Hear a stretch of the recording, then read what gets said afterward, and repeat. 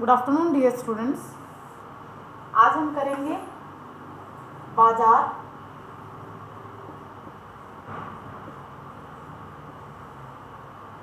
बाजार हमारा टॉपिक चल रहा है। कल की क्लास में बताया था बाजार क्या है, इसकी कुछ परिभाषाएं और इसकी विशेषताएं की थी हमने।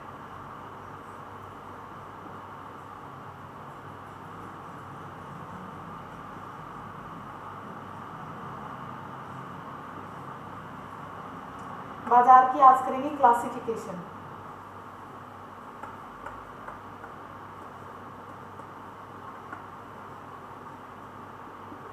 क्लासिफिकेशन ऑफ बाजार, इसका वर्गीकरण।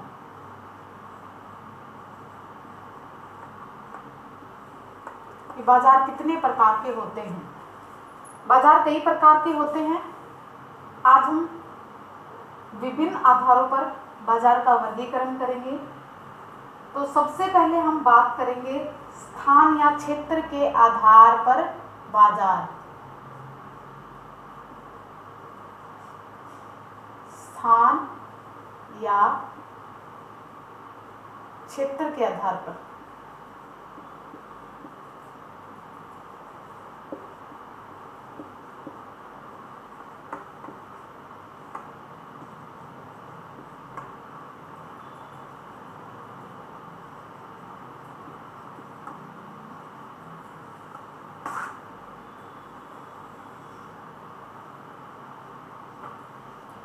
स्थान या क्षेत्र के आधार पर बाजार में सबसे पहले बात करेंगे स्थानीय बाजार की।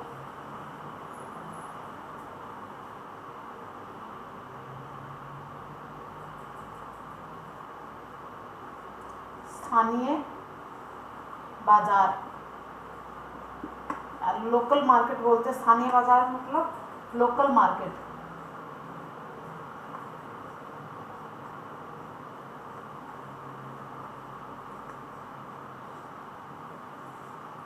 स्थानीय बाजार, लोकल मार्केट। जब किसी वस्तु का हम क्रय विक्रय, जब भी किसी वस्तु का क्रेता और विक्रेता किसी स्थान, गांव, शहर या नगर तक ही सीमित होते हैं, यानी इसके किसी भी वस्तु के क्रेता और विक्रेता, बायर और सेलर, इसके कहाँ तक सीमित होते हैं? ये सीमित होते हैं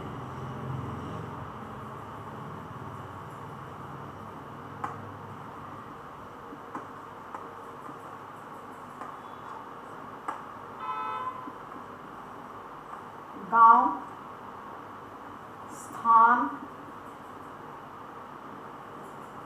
ऐसे सीक्वेंस में लिखेंगे। स्थान, किसी विशेष स्थान, गांव, शहर या फिर नगर तक सीमित रहते हैं, उसे क्या कहते हैं? उसे स्थानीय बाजार कहा जाता है। ये आया आपके समझ में कि स्थानीय बाजार कौन से होते हैं? जिस वस्तु के क्रेता और विक्रेता सीमित स्थान पर रहते हों, किसी सीमित स्थान, गांव, शहर या नगर में रहते हों, उसे स्थानीय बाजार कहा जाता है। इसमें बहुत भारी एवं वस्तुएं, जिनकी भारी एवं जो वजनी वस्तु होते हैं, जिनका मूल्य बहुत ही कम रहता है, जैसे ईंट है, पत्थर आदि। इसी तरह सड़ने गलने वाली वस्तुओं का बाजार स्थानीय होता है, जैसे ईंट है, पत्थर है, सड़ने गलने वाली सब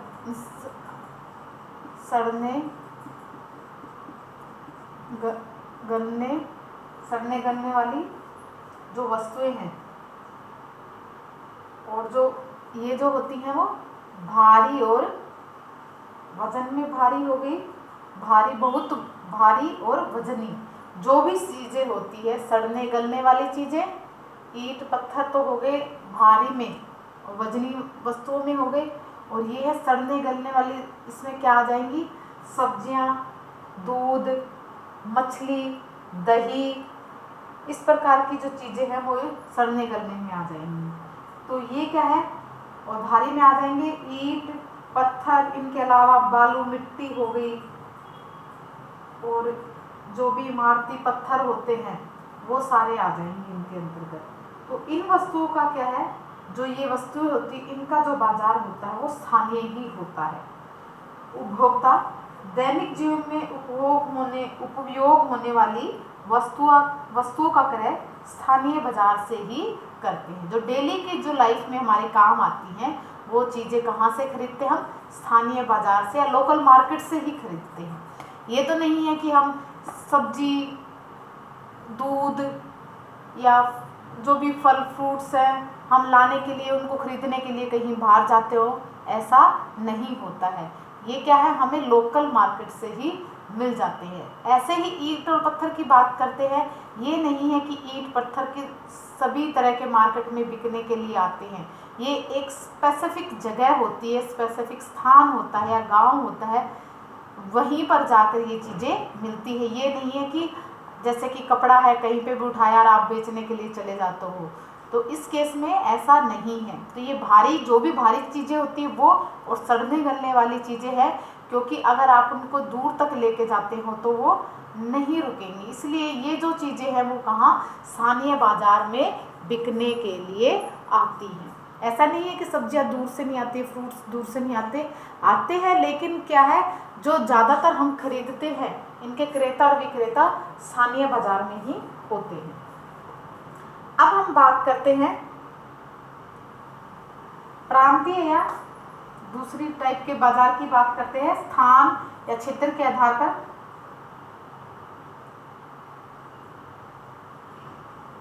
प्रांतीय या प्रादेशिक बाजार, इसको बोलते हैं रीजनल मार्केट।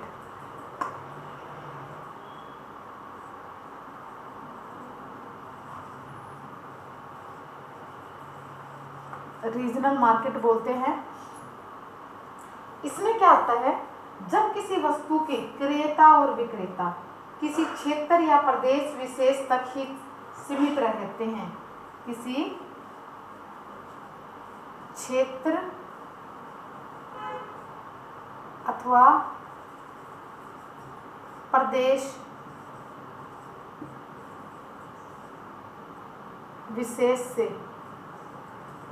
विशेष से सीमित रहते हैं वहाँ, तो इसे क्या कहते हैं, प्रांतीय या प्रादेशिक बाजार कहते हैं। वस्तु की मांग उस प्रदेश तक ही सीमित रहती है, जैसी जो चीज़ें हैं प्रांतीय प्रादेशिक है वो वहीं तक ही सीमित रहती हैं। जैसे कि बात करते हैं राजस्थानी पोशाक की बात करते हैं,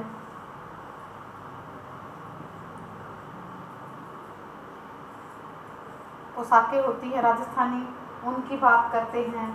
लहंगा चुनरी हो गया,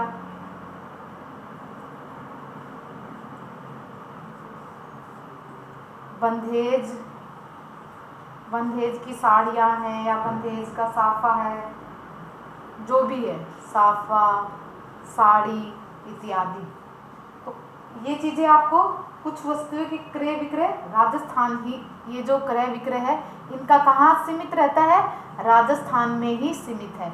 ये तो नहीं है कि हरियाणा में जाके राजस्थानी पोशाकें मिलती हैं। जो लहंगा चुनरी है, जो राजस्थान की जो ट्रेडिशनल ड्रेसेस है, वो ये तो नहीं है कि और कहीं जाके मिलती है। ये चीज़ें आजकल तो क्या है, सारी जगह सारी चीज़ें मिलने लगी है, लेकिन क्या है, कुछ मिलती है, ये नहीं है कि बहुत ज़्यादा आयत में मिल जाएंगी। कहीं मिलेंगी तो एक दुकान भी बड़ी मुश्किल से मिलती है, क्योंकि वहाँ पर क्या है, जो भी प्रादेशिक चीज़ें होती है वहाँ पर उसी से रिलेटेड चीज़ें ज़्यादा मिलती है। जैसे राजस्थान का राजस्थानी है, यूपी में जाओगे तो यूपी की मिलेंगी, गुजरात में जाओगे तो गुजरात की ट्रेडिशनल ड्रेसेस मिलेंगी।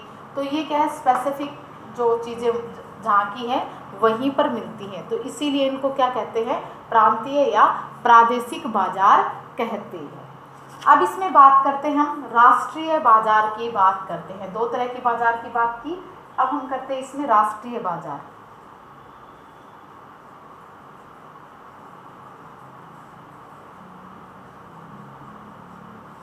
नेशनल मार्केट बोलते हैं इसको।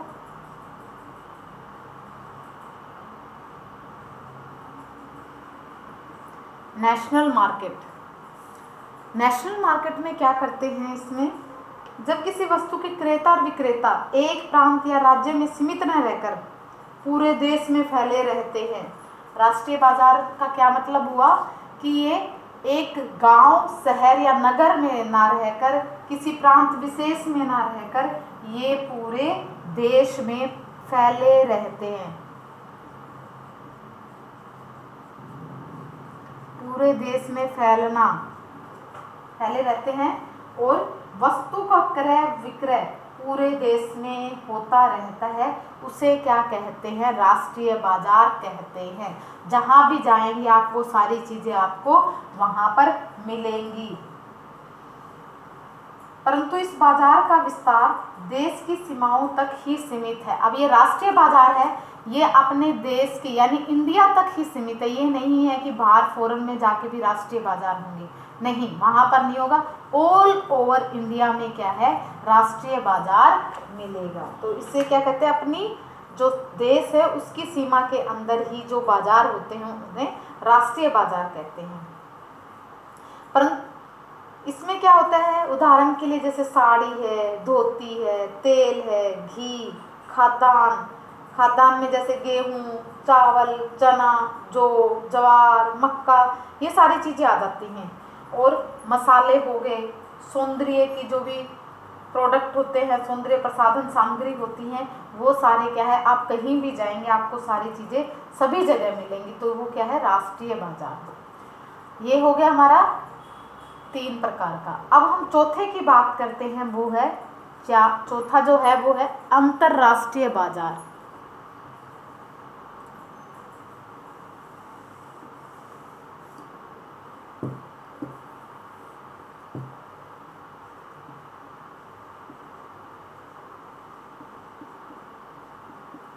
अंतरराष्ट्रीय, इंटरनेशनल मार्केट।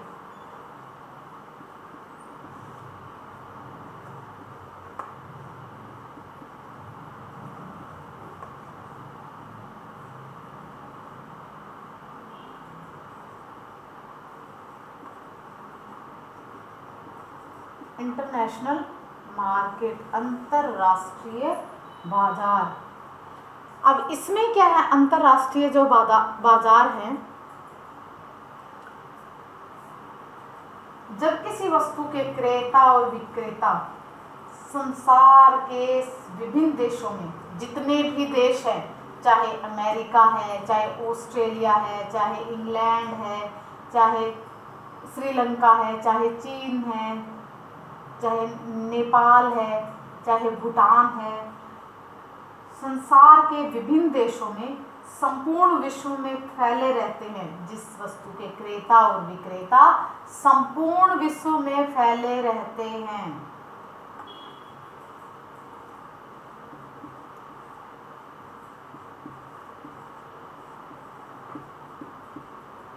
क्रेता और विक्रेता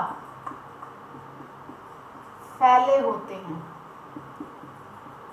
वो क्या कहलाता है, तथा सभी देशों में वस्तु का क्रय विक्रय किया जाता है, वो कहलाता है, ऐसी वस्तुओं का बाजार इंटरनेशनल मार्केट कहलाता है, अंतरराष्ट्रीय बाजार कहलाता है, इंटरनेशनल बाजार कहलाता है ये वाला।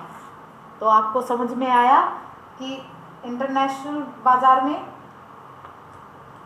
वस्तु की मांग विश्वव्यापी होती है, सभी जगह उस वस्तु की मांग होती है पूरे विश्व में, तो इसे विश्वव्यापी बाजार भी कहा जाता है। पूरे विश्व में वस्तु की मांग होती है तो उसे विश्वव्यापी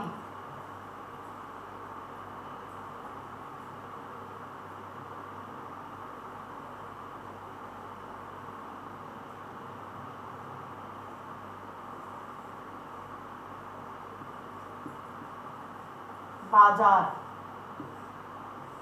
यूनिवर्सल मार्केट भी इसे कहा जाता है।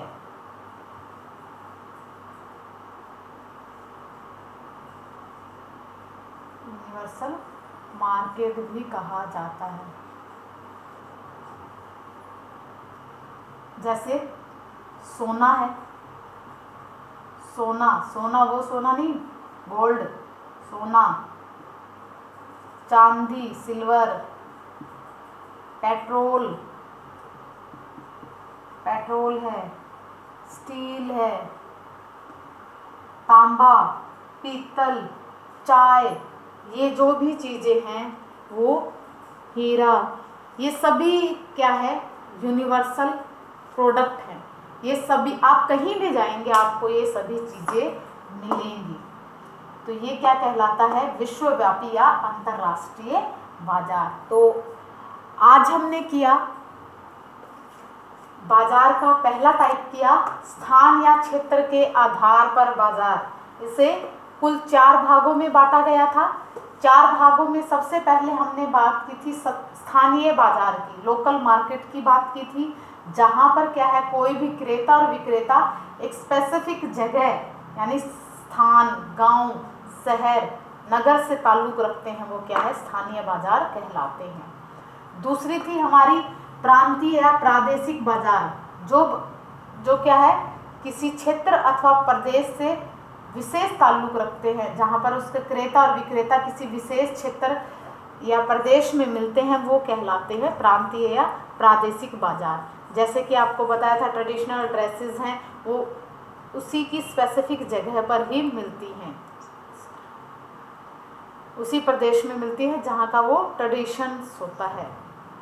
अगली हमने बात की थी राष्ट्रीय बाजार की, नेशनल मार्केट की, जो पूरे देश में फैला होता है, जिसके क्रेता और विक्रेता पूरे देश में पूरे देश में फैले रहते हैं, तो वो क्या कहलाते हैं, राष्ट्रीय बाजार। फिर हमने लास्ट में बात की थी अंतर्राष्ट्रीय बाजार। अंतर्राष्ट्रीय बाजार में आपको बताया था इंटरनेशनल मार्केट में जो क्रेता और विक्रेता, जो किसी वस्तु के क्रेता और विक्रेता संपूर्ण विश्व में फैले रहते हैं, वो क्या कहलाता है, अंतर्राष्ट्रीय, या उसे यूनिवर्सल विश्वव्यापी बाजार भी कहते हैं। आपको बताया सोना, चांदी, पेट्रोल, तांबा, लोहा, जस्ता, सभी जो चीज़ें हैं वो क्या है, इस प्रकार की चीज़ें हैं। आप कहीं भी जाएंगे, किसी भी मार्केट में जाएंगे, आपको वो चीज़ें मिल जाएंगी। तो ये क्या कहलाता है, इंटरनेशनल मार्केट। तो आज के लिए हम इतना ही करेंगे, बाकी कल की क्लास में। Okay, bye, have a nice day students.